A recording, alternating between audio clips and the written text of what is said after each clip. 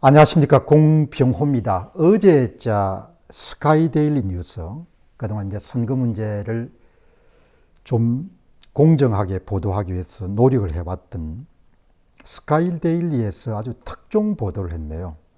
뭐 특별하게 새로운 거나 놀라운 것은 아니지만 이제 언론사가 그동안 이렇게 의심해왔던 내용들을 한번 확인해 준 기사이기 때문에 이번 계엄령 무산하고 관련해 가지고 대단히 저는 중요한 그런 기사라고 생각합니다.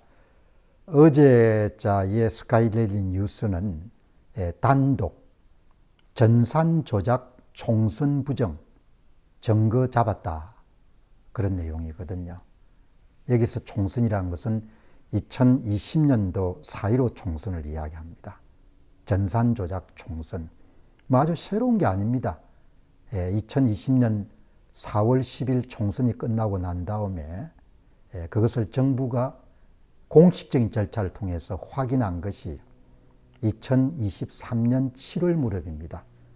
그러니까 국정원이 주도해서 선거관리위원회가 그렇게 완강히 거부함에도 불구하고 선관위가 보유하고 있는 서버 가운데 5%를 샘플로 취득해가지고 그것을 분석한 결과 조직적이고 체계적인 그런 전산 조작을 통해서 특정 후보의 당선을 도왔던 그런 증거물을 뭐 사설기관이 아니고 국정원이 밝힌 겁니다.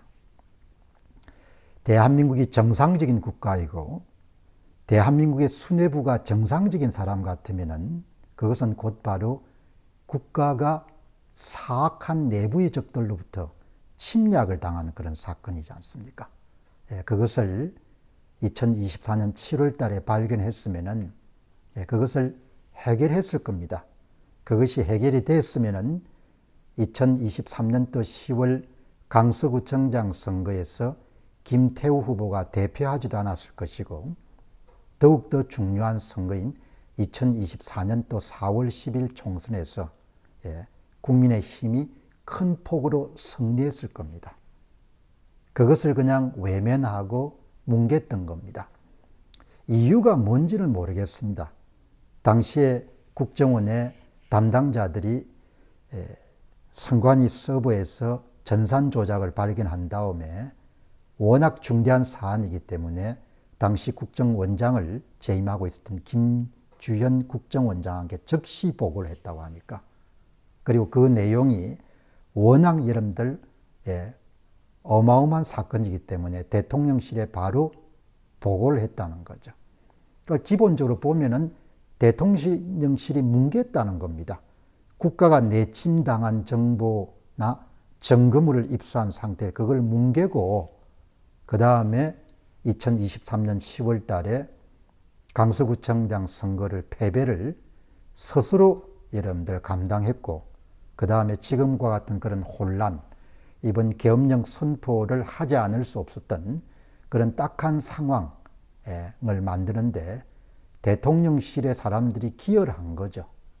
그래도 세상에 뭐라도 변명할 이유는 있겠죠. 이런저런 이유 때문에 우리가 그걸 가지고 나설 수가 없었습니다. 이렇게 하겠지만 국가가 외침을 당했을 때 그 외침을 방어해야 되는 부분에 어떤 이유를 댈 수 있습니까? 같은 차원에서 국가가 내침을 당했는데 거기에 대해서 무슨 이유를 댈 수가 있겠습니까? 그리고 국정원의 포렌식을 이끌 당시에 원장은 11월 달에 석연치 않은 내분이라는 그런 명목으로 결국은 자리를 물러나게 됐던 거죠. 그 당시 이미 선거 문제를 깊숙이 다루어온 사람들은 너무나 애석해하고 안타까워한 것이고 정적들에 의해서 제거되지 않았느냐, 그런 의심을 가졌던 거거든요. 대통령실이 7월 달에 입수를 한 겁니다. 일부 유튜브나 전문가들의 음모론이다, 그렇게 생각을 해왔을 건데 국정원의 포렌식 조사가 여러분들 전산 조작의 증거물을 확보했다는 것은 어마어마하게 중요한 거죠. 저는 하나도 새로운 게 없습니다. 제가 썼던 다스콘의 도둑놈들이라는 책 안에 다 들어있는 내용을 그냥 전산 포렌식을 통해 가지고 찾아낸 거니까 신기한 것도 없고 기이한 것도 없고 놀라운 것도 아닌 겁니다. 여러분, 여기서 이제 우리가 확인할 수 있는 것은 이번에 계엄의 명분을 김용현 국방부 장관이 국회에서 소상히 밝혔지 않습니까? 왜 계엄을 했냐? 정상적인 방법을 통해 가지고 선거 부정 수사가 불가능했기 때문에 계엄군이 진입해 가지고 서버를 압수해 가지고 그렇게 하려고 했다. 그렇게 이제 밝힌 거지 않습니까? 여러분, 이번 사태를 보면은 저는 이제 어떤 생각을 하게 되는가 하니까 지금 이제 삼성전자도 많이 어렵고 롯데케미칼도 어렵고 사회적으로는 부채가 급증하고 연금개혁에 이런 손도 못 대고 노동개혁 뭐 이런 숱한 개혁들이 있지 않습니까? 그리고 이제 뭐 돈이 웬만하면 다 빠져나가니까 가상화폐도 이런 다 미국의 코인베이스나 아니면은 중국 업체인 바이낸스 같은 데 이런 다 옮기고 지금 뭐 1,000억 달러 이상 정도 개인 투자자들이 한국의 국장을 탈출하지 않습니까? 그리고 여러분들 10개월 이상 의대생들이 학교를 떠나가 저렇게 여러분들 거리를 떠놀고 있고 10개월이 넘었지만 의료 사태가 어떻게 여러분들 수습될지에 대한 지금 감도 못 잡는 거지 않습니까? 총체적으로 지금 대한민국은 어떤 상태에 있습니까? 선거제도 개혁부터 시작해가지고 문제 해결 능력을 완전히 상실해버린 나라가 된 겁니다. 문제가 발생한 것은 아는데 누구도 그 문제를 해결할 의지도 없고 해결할 거는 노력도 안 가는 겁니다. 그러니까 나라가 급속도로 이런 후퇴를 하는 겁니다. 그동안 이런 쌓아놓은 게 있기 때문에 표시가 안 나는데 그리고 생활인들은 되게 바쁘지 않습니까? 바쁘기 때문에 하루하루 일과를 여러분들 처리하는 것도 바쁘기 때문에 이런저런 생각을 할 수가 없지 않습니까? 그러나 저희들처럼 조금 시간을 가지고 사회를 관찰할 수 있는 그런 사람 입장에서는 나라가 후퇴하고 있다는 것이 그냥 팍팍 느끼거든요. 지금 자본시장에 있는 사람들 가운데 많은 사람들이 삼성전자에 대해서 많이 실망했을 것이고 한국 기업들에 대해서 야 이렇게 해서 진짜 나라가 진짜 큰일 나겠네라는 생각하시는 분들이 많을 겁니다. 왜냐하면 그 자본시장에서 이런 활동하고 있는 영향력 있는 분들의 페이스북을 들어가 보면 다 저마다 아우성이거든요. 나라가 문제 해결 능력을 상실해 버린 겁니다. 선거제도 하나 여러분들 지난 7월 달에 전산 조작의 흔적이 발견됐어도 그거 하나 이런 해결할 수가 없는 나라가 돼버린 겁니다. 그 나라가 앞으로 얼마나 이런 고생길로 들어서겠습니까? 살아가는 것은 칼 포프경이 이야기했던 것처럼 개인이든 회사든 나라든 간에 문제를 해결하는 여행길이지 않습니까?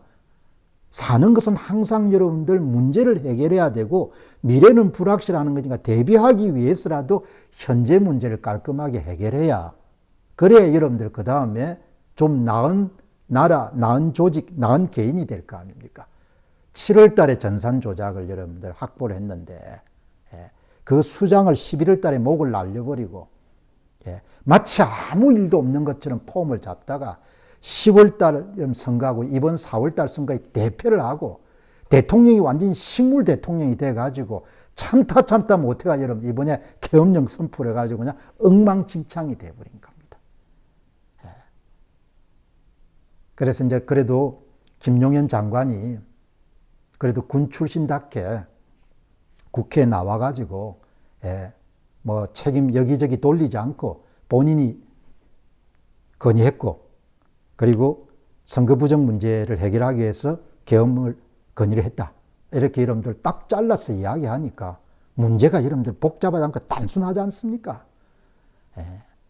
한국 사람들이 이거 해결을 못하면 어떻게 되는지도 알죠? 저는 훤히 보입니다. 지금 돈이 왜 나갑니까? 돈이 돌아오겠습니까? 그 돈이 안 돌아옵니다. 돌아올 수가 없는 겁니다. 정말 사회가 집단 체면에 빠진 것 같고 그냥 집단 뭐 하러 가는 것 같아요. 뭐 가는 길이 뻔히 보이는데 죽는 길이 보이는데 아무도 문제 해결 안 하려고 하는 겁니다. 대통령이 오죽 답답했으면 여러분들 계엄령 선포까지 해가지고 문제를 해결하려고 했냐. 그런 데 대한 아쉬움은 있지만 어떻게 여러분들 세상에 목숨 걸고 여러분 문제를 해결하겠다는 그런 절박감이 있으면은 대략 문제가 다 해결되는데 어떻게 그렇게 시간들을 다 놓쳐버렸을까. 예, 그런 아쉬움이 있는 겁니다. 그래도 세월 가고 나면은 그때 지금이라도 해결했어야 됐는데 그런 아쉬움이 따를 겁니다. 예, 한국 사람들이 이 문제 여야를 떠나가지고 예, 자유를 떠나가지고 영혼함을 떠나가지고 이 문제 해결해야 됩니다. 얼마나 창피한 일입니까? 얼마나 위험한 일입니까? 예? 국민들이 권력자를 선택할 수 없는 나라가 된 게 정말 걱정되기 때문에 오늘 방송 보시는 분들은 계엄령에 대한 호불호, 비난, 비판이나 이런 부분을 좀 접어두고 야, 이번에 그렇게 깊은 뜻이 있었구나. 정말 나라가 걱정이네. 이렇게 여러분들 동감하시고 이런 노력들에 힘을 더하시는 분들이 좀 많아지시길 바랍니다. 전부가 다 피해자가 될 겁니다. 그리고 일부 선거를 장악한 자들하고 결탁된 사람들은 덕을 좀 보겠죠. 그러면 나라가 망가질까 아닙니까? 온전한 나라가 어떻게 될 수 있겠습니까? 지금 나라가 온전합니까? 완전히 뭐죠? 나라가 뭡니까? 그냥 엉망진창이지 않습니까? 여러분 분발합시다. 감사합니다.